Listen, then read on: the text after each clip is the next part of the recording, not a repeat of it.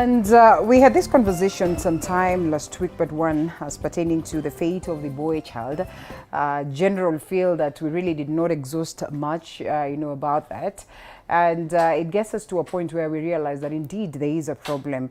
And the only way that we address this problem is by coming out to speak about it, address these matters that are bedeviling the boy child. And when, this one unit of family is not stable, then we understand very well that the society has a problem. So as we get to this conversation, once again, it's an honor to have Aunt Trufena, a counseling psychologist, as well as Flavor Manguli, students. Mangula. Yes. Hii Mangula. Nafikiri jamaa tutaongea naye. Mtaongea naye.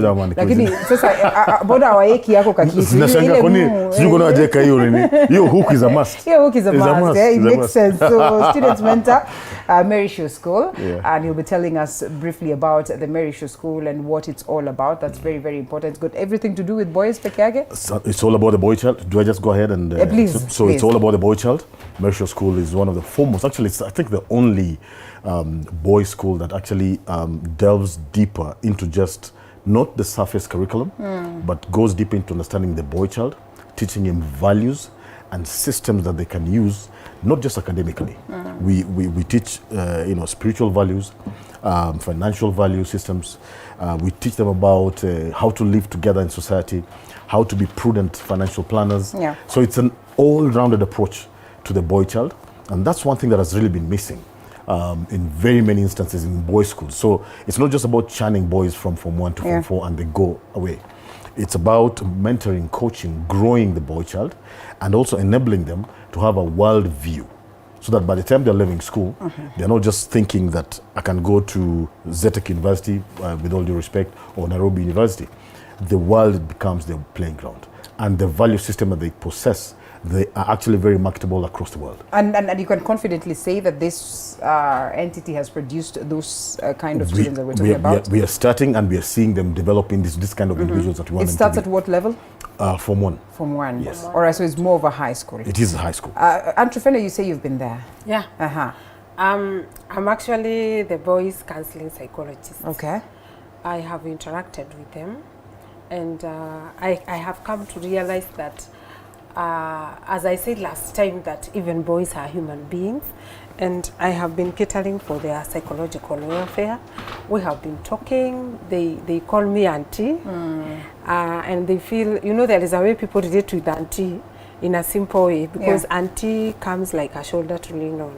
So that is how boys treat me, and I also treat them as one of my nephews. Nice. So we are currently Form 1 and Form 2, and I can say we are doing great, and I'm really there to cater for their psychological health. All right, and these values that we speak for are very important to be instilled at a very tender age. That as they get to Form 1, it could be difficult to change so much that they have developed over time. How do we then get to that, grassroots level, I would call it, or that lowest level, to make sure that as they come up to the level of Form 1 and Form 2, it will be easy for them to pick the values, and like you rightfully say, be pretty much marketable out there, be pretty much, individuals that can gel into the society without so much of difficulties. If it does not start at a very tender age, of what importance, how much of correction can be made at that stage of, say, Form 1? Okay, so at the age that these students come to Mary Show, it's what we call an impressionable age. It's an age where they are now transitioning from childhood or puberty into teenage. And that's the most important time to be able to instill values and value systems. Yes, I do agree. Starting a bit earlier would be amazing. And Mary Show, as a school and as one of the visions that they do have, is that they are starting like almost right in the middle and could spread out either way. Out of the secondary school into maybe the university side and into primary school. But that's a vision for the future. But where we have started, it's a sweet spot, okay? And we think that it's an age where you can be able to actually start, fundamentally affecting and effecting change in a boy and giving him that, because like I said last time, it takes a man to call out the man in a boy. And no matter how good you have raised a child as a lady, as a woman, with all due respect to all the single parents, mothers who are out there. There's an age where a boy reaches, and it's not rebellion. It's just that the man in him is fighting to come out. And that man requires another man to call him out. And that's what we're trying to do with the Mary Show boys. We are calling out the men in them and giving them the thought process of how to think like a man. Okay. Yeah. And such has been society. And I'm glad that you bring this point up, because even during my times, in school, where it's at primary level, and therefore there are boys and there are girls there, counselors would come, would have these sessions, and they would come to speak to us, and then it gets to a point where it is time to split. And so the male counselor would go with the boys, and the female counselors would go with the ladies, and have the, that talk. How easy has it been for you to speak to the boys as an aunt, or so to speak, for you to instill this sense, for them to see that it's fine, out of this aunt, then we can get something that is pretty much important for us, as opposed to them probably focusing much on getting a male counselor? Okay, you see, personally, I am a counselor is usually universal, and a counselor has no gender, provided you are doing it professionally. Personally, I also go to churches. I go, like in SK, we have a group of men, or the Kama Men. It is an organization within the SK. The same with the PCA. And I have been meeting men, and I have been talking to men, and sometimes I am the only lady, like in the midst of 100 men. Yeah. And because they are not really seeing my gender, they are seeing what I am offering to them. Yeah. In fact, the most sessions that I enjoy, they are men only sessions, because I have realized that men, they are not given avenues to speak. So whenever they are given an avenue to speak, they speak because they have so much. The society has not given them time to talk on. So the same case applies to Mary Show boys. When they are given a chance to speak, regardless of the gender, they talk. And out of the schools that I have been, I can say that Mary Show School has been a very easy school to penetrate, despite the fact that it is a boys' school. Because when you have issues, or when it comes to psychological health, it doesn't matter who. It matters who is helping you and what that person is giving you. So I haven't been having a very rough time. In fact, I have been having a very easy time with those boys. A time when there's this crisis, and it's technically about the boy child. There's been that general feeling that we have lost them. But it's the very same women that will tell you, today is man. Is really not, say, the African man, who's wired to do this, who's channeled to do this, to be the protector, the provider, to be a man, typically. And that has hugely been blamed on how we have raised them. Where did we miss the mark? When did the rain start beating us? I think the rain started beating us when we over-babied the boy child. Calling him Baba, Daddy, bubblegum, all the way into adulthood, and not instilling values and responsibilities and coaching them and mentoring them at, like you said, from a formative age. You see, the girl child, right from the time she's born, she's given dolls to play with.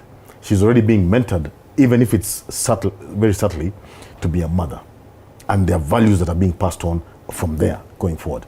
Boys, they're left to their own instruments, and they will catch up later. So the boy child has no idea how to be a provider, how to be a protector, how to be a priest. Has got no idea. He guesses through life until such a point that the wind starts beating him, and he realizes, hey, I might be on a wrong path, or there are certain things that I need to do. And they sit probably in groups, learn systems that sometimes even takes them astray, and not proper value systems that society will be agreeable to, and they go astray. And by the time they're getting into adulthood, where probably they have to now get someone else to be in a relationship, then getting into those relationships not as complete men, but as completely incomplete boys. So you get boys who are in men's bodies, trying to court women who are completely complete in themselves. It never works out. It never works out. It never works out. How do we raise them strong and compassionate at the same time? Because you have been huge on this point that they are human beings before they are men, and sometimes we tend to forget that. That's the reason why it is funny for them to cry. It is not right for them to go out there and speak out their mind. It is not allowed for them to be weak. And I think the last time I was here, I told you, my little one, I will tell them, you cannot be scared. You are the man in this house, and so you cannot be scared. Yeah. And so you look at it in a way that you really want to make them know that they're men and they're supposed to be strong, but at the same time you deny them the chance to be emotional beings, to be compassionate, to understand that they're human beings before they are men. Yeah, I have been very compassionate on that, and very stressing that boys are human beings before the gender comes.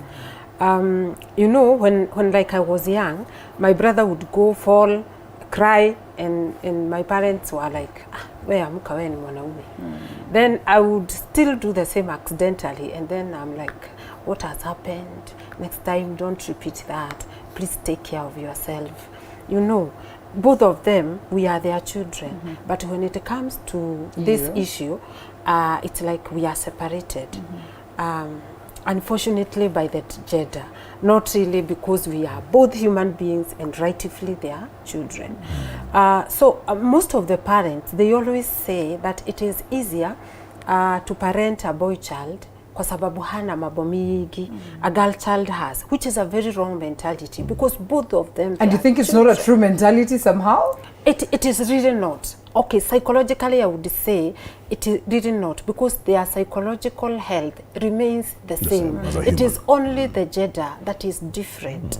So they should be taken care of equally. The way Flavor is saying that we are not supposed to baby them, that is very true. Like if you see when boys go to university colleges, that is the time they get like some gigs in relationships. And if you have not told your boy that a no is an answer, because parents are also making a mistake of babying their children in the name of love. And you see, love and pampering them, they are totally different. There is a way you can parent a boy child in a disciplined way, and not usually pampering that particular boy. So if you teach your boy at an early age that even a no is an answer, when he goes out there as a young adult and a girl says no to him, he won't kill the girl, he won't kill himself. Because I also work in a college, and I have met these boys who are telling me, mimi siwezi kataliwa, you know, because hajawahi kataliwa. So when you give that boy child everything that he wants, you are simply teaching that boy child that in this world everything is free. And you are also making that child to feel rightfully that everything is right for him, and there is nothing wrong if he demands it. So that is how when he gets into relationships, he is like also demanding a lot, because as a parent you never told him that no is an answer. So the way you are asking that how do we bring them up but yet you are compassionate, we can balance by doing the right parenting. All right, Flavor, is it that we overly mandated the boy child at some point, and that this probably was the wrong approach from the word go? Because I'll tell you this, that this could be a lazy argument, but it's a truth in society, even for us, that when there's a man in the room, I expect them to fix things. And as a child, as girls, we are growing up thinking, well, I hope I'm lucky enough to go to school and get a job and fend for myself. But at the back of my head, I hope I get a good husband who's going to do all this magic for me. And it's the reality of society. And so it has looked like, it looks like it's a mandate of the boy child. Emotionally over-mandated them, you know, financially, physically, spiritually, you know, security-wise. We always think that the hugest mandate should be squarely on the shoulders of these man. Was that a wrong approach from the word go, that today you find them thinking of getting married, but they are scared because they know that this is my mandate. My wife will expect this. And because I'm not able to do this, I would rather not. It's a good question. So I look at it from two ways. So it's not really an over mandate. It is those things that we've talked about that are the expectation of the boy child or the man are actually true and on point. However, as a society, we have not empowered them. We have actually disempowered them, just like Trofana is saying. Because if I have a son who is 22 years old, he's an adult, he's about to graduate school campus. If he sat here, you will sense the balance in that young man, the worldview he has, the caring attitude he has, the respect he has for both genders, both male and female. And it doesn't come by magic. It comes by realizing from an early age that yes, indeed, there is this mandate, okay, of being a provider, a carer, a protector. And it's just not protecting physically. You're protecting their vision. You're protecting their destiny. You're protecting, it's an all-round thing. When you're providing love. You're not just providing food, you're providing love, you're providing direction, compassion. All these things are things that the boys need to be empowered from an early age. And they need to know, like just Trofana is saying, that no is also an answer. Not that everything that you demand or ask or need, you will get. The world gives you dummies sometimes. Yet you have done everything according to how you know is best. So we need to be able to come back to the boy child and tell them, in as much as this is demanded of you, how equipped are you? Where are the deficiencies? How can we work together to ensure that by the time you're becoming an adult, you are fairly equipped to face the world, not just as a human being, but as a man. Yeah. Okay. Here we are, and we're talking about men, and we've talked about them and spoken about them for quite a while. Last session was very engaging, and a majority of them were out there presenting their position. We received phone calls, and I guess it's important that at this very time again, I make a polite reminder that the lines are open, and the hashtag is Morning Cafe at Linda_Lela, TV47K across all our social media platforms, and you are welcome to probably contribute to this particular conversation as we continue to engage the counselors on set. We have the men's conference today. It's probably because the boy child realizes that, hey, there is a problem somewhere, and therefore we need to call ourselves for this meeting. I don't know what they talk about. I don't know whether they plan on how they're going to hit the other gender proper. So it goes back to square one. But yes, it's a conversation that we certainly need to have, and it does not end there because it's something that should be constant. Like we keep talking about it. It should not be a one-time thing. And so we expound further on this conversation as I welcome you to be part and parcel of it. It is fair that we take a short break, and in the next 30 minutes, unpack it even further.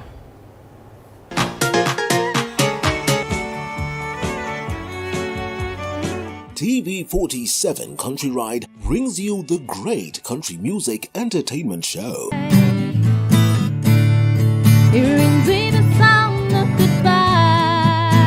Dust your boots, put your hats, and ride the night with us. Up from San Antonio. Yes, from all regions in Kenya. Country Ride gives you the best musical experience to you and your family. She's the lead. Bring out the best of country magical moments by celebrating our fans' music, powered by DJ Stiga and host CK the Cowgirl. Watch the Country Ride every Sunday, 10 p.m. to 12 a.m. Only on TV47, the home of great entertainment. Let's ride to the night together. This is The Grind. Only those who will risk going too far can possibly find out how far one can go. T.S. Eliot. So I decided, let me just take this up, put the teaching on hold first. Let me try see where this can go. I mean, the opportunities are a lot. But is that all you need? Oh wait, there's more. This seems a little too much. Let's slow it down.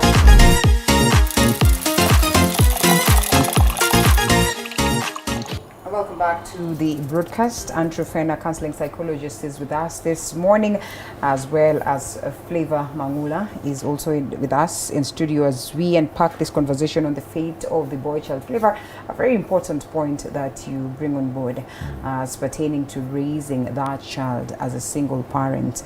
And I am very particular on this aspect, a single parent. Focus on the ladies and most importantly, without rubbing it the wrong way.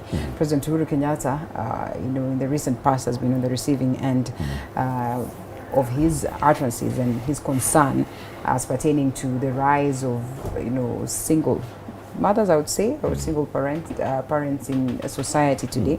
He says there's a problem. There's something that we really need to fix. And so if we're to speak to the ladies out there that are raising, these children single-handedly, and for that matter, as ladies, and there's this man out there, or this is a boy that you're raising, what would be the ultimate way of handling this? Because after all, these cases will be in society, because it's not always that this marriage will work. It's not always that this man will be willing to marry this child. And sometimes it has gone to levels where we now have the male that are raising these kids single-handedly. I mean, how do we create that balance and know that it's fine? I raise them to this level as the mother, but at this point, when this man in him wants to come out, then he gets the right guidance. Okay, thank you very much. So, first of all, I'll say that I raised my kids alone. I was a single parent. Raised my kids, my daughter from 4 years, my son from 6. They're now 22 and 20. They're adults. And it's a pride that no one can take away from me. One thing, though, that we must realize without failure is that in as much as I say that I raised them alone, I allowed society to be in their lives. How? And I'll ask you this, because in this time and age, mtoto wako ni mtoto wako. And we're coming from those times I could do something wrong on the barabara and I'd be pinched by whoever and whenever, and I'd be told that is wrong. But today, nobody does that. So you define that society as a parent. So that village, that society, or that village that you want to raise your children, define it. Could be your mother, your brothers, your cousins, your uncles, aunties, friends who you understand their value system, and you make the child understand this is your village, and any of these people can correct you. Any of these people will be in your business, under your skin, to ensure that you come out, the best version of you comes out. Okay? And that's what I did with my kids. And even for the single mothers or single parenting mothers who are out there, I want to tell you, even if you're raising boys, it's great and doing a great job. But like I said, there's an age that reaches. That young man needs a man to call out the man in him. And when you already set this society or village around this kid, there's a man somewhere in there. And start early in creating that relationship, so that when the time comes, there's a smooth handover from the primary parenting, especially from a responsibility and maturing perspective, shifts from the mom to this man, but with very close communication with the mother. Parenting, it's not part-time. You've got to do it on purpose, and it's a full-time job. No matter how big the kids grow. Is it the case also with the girl child, that if there's a girl and you are the dad, that somehow you just have to get them to a society where there's going to be a woman? Absolutely. And I'll say this, the most important parent in a girl's life is her father. Okay. Not even the mom, it's her father. Most of the decisions that she'll make, as far as men are concerned, she will draw parallels with the dad. So ask yourself, am I the kind of man that my daughter will go out with, or will choose to be a partner for life? If your answer is no, or you don't know, then start adjusting your life. Because children look at us and emulate what we do, not what we tell them. Yeah. Trifenda, I've been looking for this man who looks like my dad, by all means, character and all that for the time. I know, but when we're talking about this, sometimes we tend to instill some essence of fear. And Flavor would probably tell us, if he would be willing to open up about this, that probably at some point there are people who called you and told you, why don't you get a woman so that they could help you raise this child? And even as a single mother, sometimes you're told, you have to get a man who's going to be a father figure. And in most cases, they will insist that it should be a man who gets married to you somehow. how do we get to create a balance on these pressures that come along with that? That we won't see a woman, forcing herself into a man just so she could present a father figure to this child or to these children, even when it's not really proper. And sometimes, even in that aspect of society where it's marriage, you realize that there's more toxicity. It's even much better when probably there's this one single person who's raising this child. I think the ideal thing here is to look for the right father, whether present or the father to come. I wouldn't want people to go for forced relationships or, relationships that are created by circumstances, rushed relationships because of children. And then instead of getting your child a mentor or a good father figure, you get an abuser, you get a person who will defile your kid simply because you need the society to know that at least now you have the father figure. Either way, we should never live for society. We are supposed to live for ourselves and our children, because every parent would want their children to go in the right way. But I'm saying, as Flavor has said, that at one point you will need a mentor for your boy. Before you get into that marriage, because you want to have a father figure, can you also check whether that man can be a mentor? Before you get into that relationship with that woman, can you check whether she can also be a mentor to your child? Right. It's not about the status. It's not about what the society would demand us. It is really about our children. So we shouldn't feel rushed that let me get immediately married so that my boy could have a mentor or my child could have a mentor. Either way, we could be rushing to a very dangerous scenario, to an abuser, and even we have seen, I have talked to many boys, both in high school and college level, and most of them, they always say that when my father left, I never got another father like him. My mom went into another relationship, but I just feel like I was snatched my father.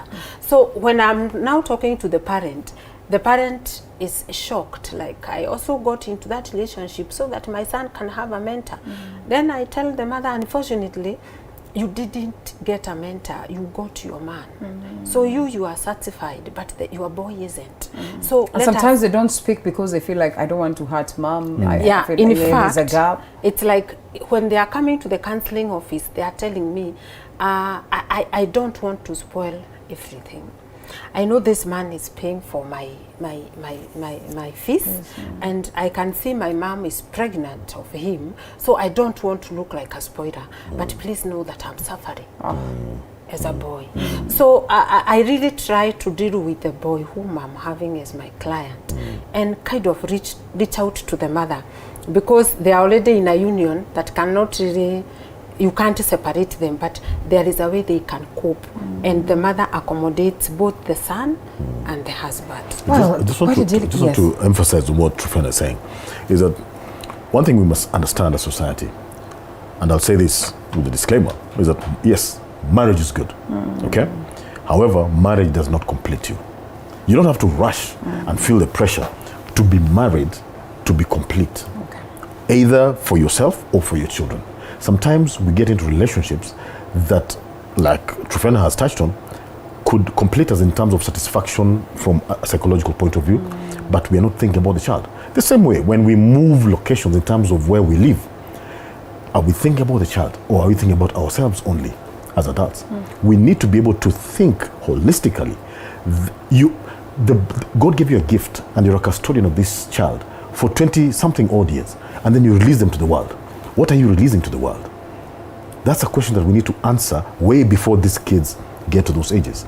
And the best way to answer that question will be to make cognitive decisions as you move forward in life. And this includes the partners that you will expose your children to, the areas that you choose to live, either because of a financial issue or because life has tossed you that one. But realize that all these things work together to develop the child and the gift that God gave you.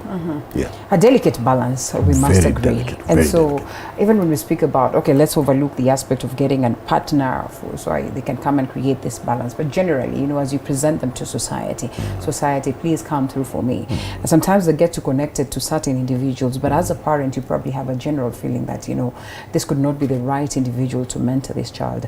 This could not be the right person for this child to look up to. How do you get them to understand that, yes, this is a person you can trust, this one no? How do you find them the right characters in their lives that would be instrumental in raising them properly? So first of all, it starts by you understanding your child's personality, understanding their love language, their apology language, and how they express themselves. From there, so you work backwards. From there, you'll be able to know and see Trofena is the right person, Linda is the right person, Flavor is not the right person. The child has to be at the center of it, not the other way around, that I have found you someone and forcing them to work with the child. That's the wrong approach. Start with the child, understand the child, develop the child to have trust, and start creating that relationship with the child. Listen, I want to bring someone into our life who will be able to work with you and support me as we walk together on this journey of life. That way the child buys into the vision and does not become repulsive to So sometimes it's important to sit them down and talk about it and tell them this is the plan? Not sometimes. Okay. All the time. It is prudent to sit down with the child. Respect, this is a human being. Don't call them a child, and sometimes we call them a child, and that's why we patronize them. And say you have to take lock, stock and barrel what I'm telling you.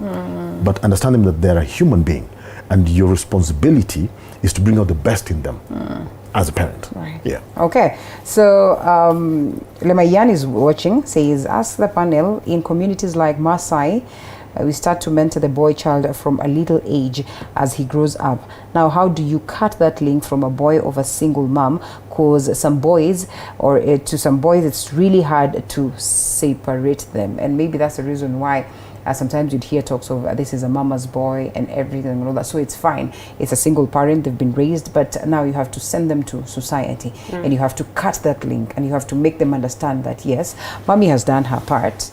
But there's more to life than what mommy can present. There's sweeter food out there that will get them understanding it's all right. Let loose and soften up to the world. I think it is okay because those mama's boys, I have seen them as my clients, even in their marriage at around even 45 years of age, because they are still mama's boy.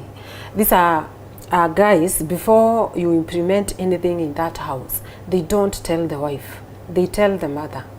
And when the mother endorses it, now they come tell the wife. The moment the wife refuses, this guy will tell the wife, but mama has endorsed this project. So these are boys whereby the mother mothers them when they are little boys during their marriage, and sometimes the same mother can also suggest the best match for the boy. And there are also the mothers who organize everything for the boy, including the wedding, rurashio, everything. Like the boy cannot be led to think. The challenge here I would give to the parents, or specifically mothers, is at some point you need to release your boy. You need to release your boy to the society as early as adolescent. That is the time you are supposed to tell your boy it is okay to be frustrated, because we are also having mothers who are not letting their boys go through the real life. In terms of a boy, frustrations and hurt, they are normal in any person's issue. This is a mother whereby the boy will come crying that he was done something by a child in the estate, and the mother is out going there confronting a small boy being confronted by a big mother.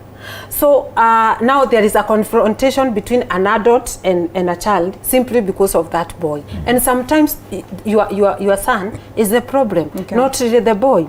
So at this juncture, the mother should ask the boy what has really happened. Maybe he was the problem, and if he isn't, don't go out and fight with other boys. Instead, nurture your boy and tell your son that sometimes it is okay to be frustrated. It is okay to feel pain, because it is normal not to be loved by everyone. So at this moment, you have released, and for the case of that Maasai viewer, you will be released now to the society, to the mentors, not really being kept here by your mom. So at some point, release your son to the society. All right, and some forms of punishment, or better yet, reactions to the behaviors of these people, because like you say, when you let them out to the society as well, there are a couple of things to pick out there. Sometimes they would pick things that really are not pleasant to see, and therefore you want to act on these things almost immediately. You know, forms of punishment, sometimes you go radical on them. Today we're being told, don't hit them, sit them down, talk to them, tell them this and that and everything. Just how do we get this good balance and get to know that today this is what we're going to do, tomorrow it is the cane, the next day no cane in totality, and all that? Okay, balance. Again, balance is key in all these things. Never shy away from disciplining your child, especially when they're young. I use the cane. I use the cane. I never spared it. I mean, and it's biblical. You're commanded. I mean, you spare the rod and spoil the child. And we've seen them. How many spoiled brats have we seen out there? And it's been because there's been no cane. Now, choose the cane differently as the children develop. The cane has got to be different. When they're young, it will be a physical cane. As they grow into adulthood, the cane becomes something else, different. But you've got to understand again your child's disposition and personality. As they grow, know how to infuse discipline. How I do it, and how I've been doing it, is that when they have walked into a bad state or into a disciplinary space, I normally talk to them and tell them, you have done wrong. Do we agree? Yes. Now, because you've done wrong, there is a disciplinary action that needs to be undertaken right here. Do we agree? Yes. Now, I'm going to go ahead and instill the disciplinary action as your father. Are we together? So we are agreeing along the way as you go. Where they disagree, they tell me where they're disagreeing and why. And then we institute the discipline. After it, we now again talk and say, this was done because you walked in away from the disciplinary path. In future, and it's normally painful. It's not for tapping like this. You tandika the kijana proper, let them feel the pain so that they associate the indiscipline with that pain. Next time, they will not do it. Or if they do it, it will continue until they associate the pain with that misdemeanor, and they slowly learn we shouldn't do that. All right, interesting. Trifenda, sometimes you just want to use the marking scheme of others to address some of these problems, and we know there are general aspects of life and forms of punishment, forms of discipline, forms of responding to some of these problems that would occur. Is it sometimes wise to craft your own mechanism at that home setup, or it is okay to borrow and know that this is how Trifena handles it, and so I think I should incorporate the same? You have sittings and you say, when he does this, this is what I do, and then as a woman you rush home, or as a man you rush home and you want to do the same to your child, that sometimes would end up firing. Every child is unique, and so also the disciplinary measures should also be unique. We are also having another generation that we cannot really parent them the way we were looked after in our times. We are having children who do not have real shock absorbers, and so discipline should be done in a very wise way. It is okay to discipline your child for forever he canes them, which is fine. Caned. Not now. They're adults. They're now adults, yes. And stages, that's why I say the cane changes with time. So when they're young, Nikiboko, when they grow up, there are different spaces to discipline them. Exactly. That the discipline, it should be age related. Yes. There is a time you can spank. You just like that. There is a time you can take like a small stick. Then there is also this time that you really need to talk, because there is a time where a child, you cannot just cane. That person needs a lot of talking, especially when they get into adolescent, and you take a very big stick and you start caning them. They will be like, well, Maliza too, just finish and leave me. But there is this time that you can talk to them and you show them sense. So discipline should be totally age related. The way you are asking about whether we should do like our neighbors and as our friend, it shouldn't happen, because as I said, every child is unique. I was talking to a parent the boy was very suicidal, and when I was asking the boy, why do you want to end your life? Then he was saying that because my mom got mad at me. Wherever he goes to college, he's a day scholar, and that time I went to home at 10. So my mom lashed out. At one point he said he can even sell his business and all of us will go to Shago. So that statement, it made the boy feel hated, disowned, like he is the mess in the mother's life, and now he just wants to end his life.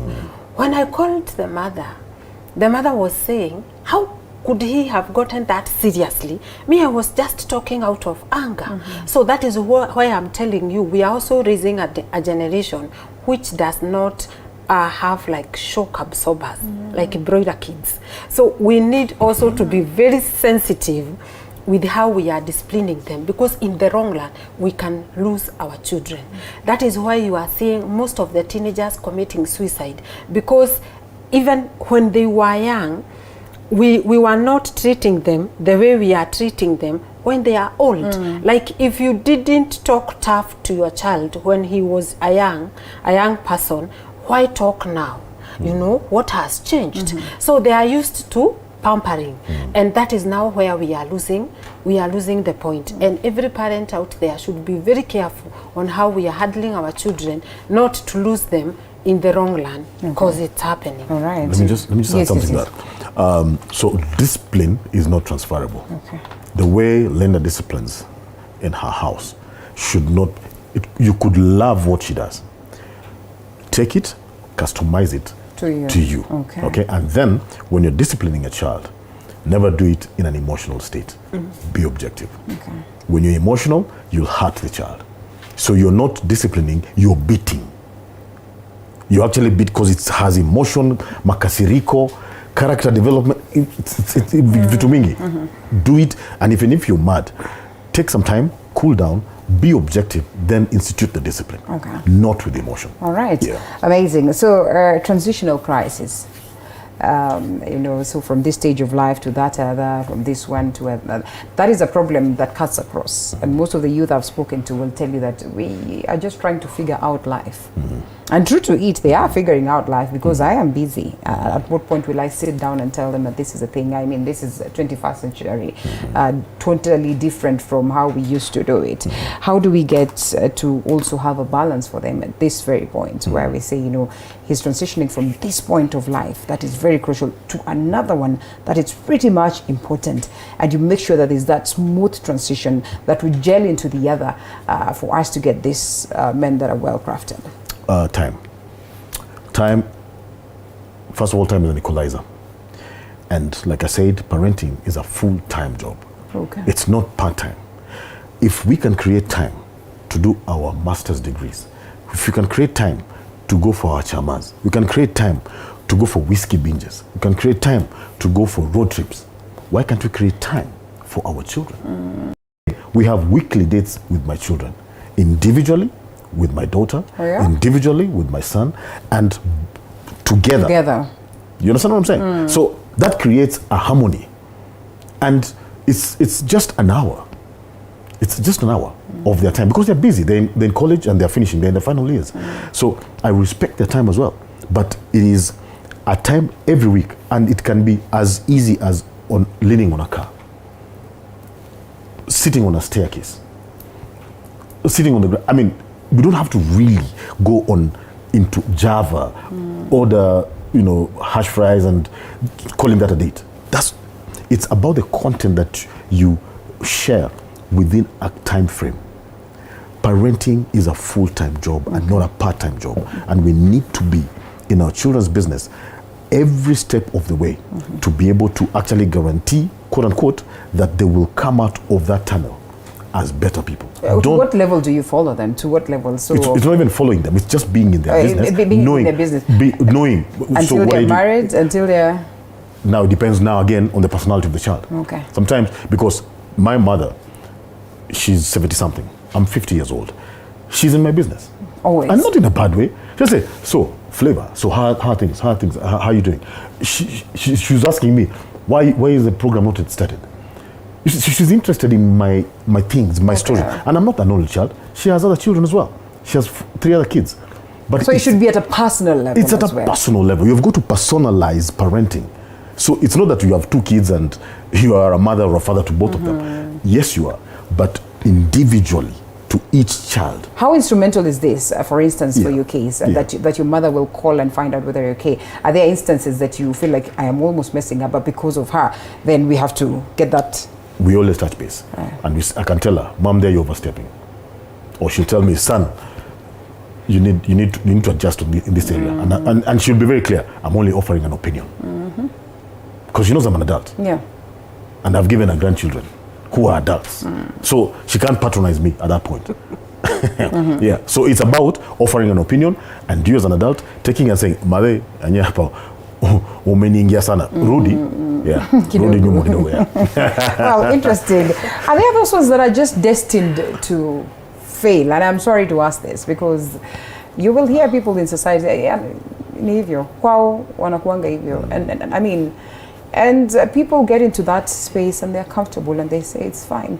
Mimi nimejaribu kuacha pombe imekataa, so this is my life. No, there is no person who is destined to fail. When a child is born, he's born with everything clean, clear mind, clean heart, everything. But there is a way the society throws dirt to that person, that innocent soul, and somehow they snatch them their self-purity. So nobody is destined to fail. And when such a person is coming to me as a client, I always treat that person.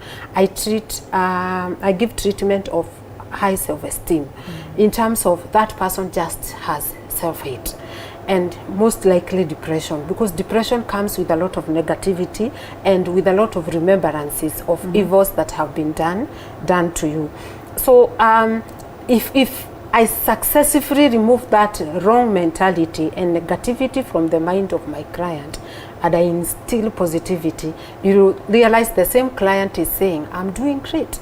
I think I'm unique. Even if the others failed in my family, those are them. For me, I am unique. So it is a mentality that we are supposed to remove from us, but we also get the same mentality from people.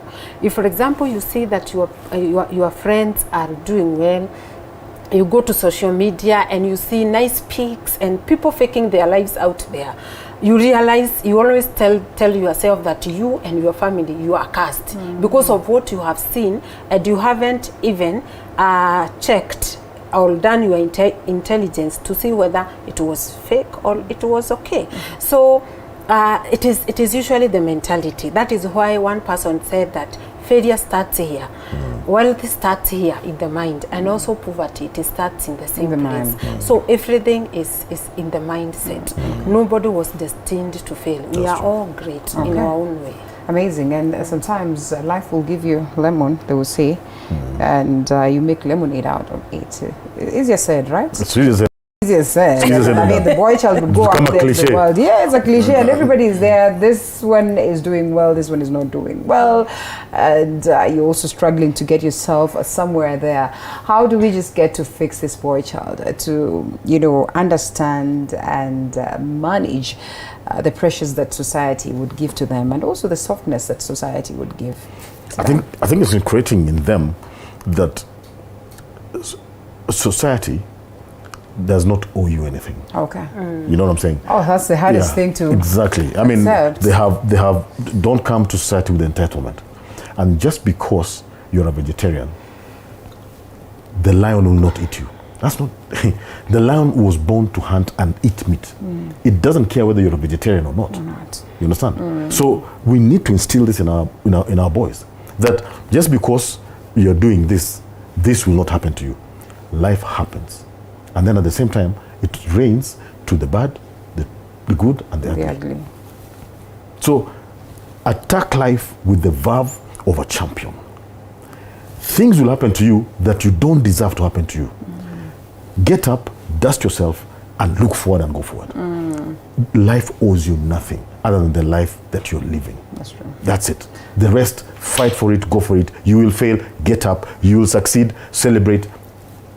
This is part of life. Let's talk about this that are mentors that we almost come to a close. Those ones that are the men now in society, that are the ones that are supposed to raise the upcoming generation. Right.